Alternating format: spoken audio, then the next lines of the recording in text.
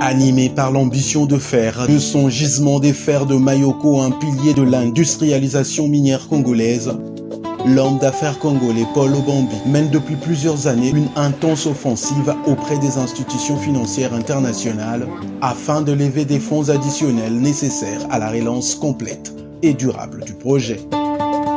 Une véritable course à la mobilisation des capitaux qui le conduit presque quotidiennement à enchaîner les séances de travail et les négociations stratégiques.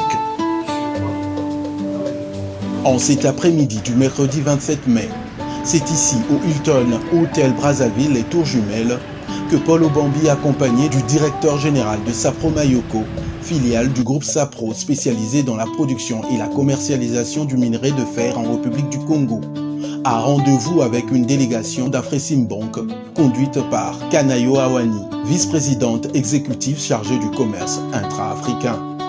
Dans les salons réservés pour l'occasion, la réception est plus que chaleureuse, poignée de main cordiale, sourire, échange de quelques mots.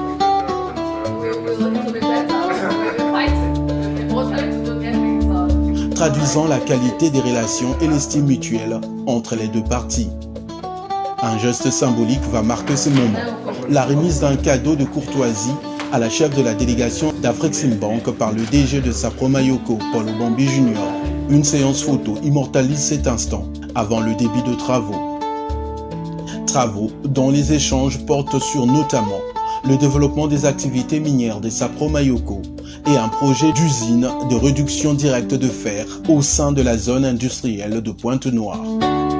Notons que Afreximbank accompagne activement le groupe congolais Sapro pour développer le projet de minerai de fer de Mayoko dans le département du Niari.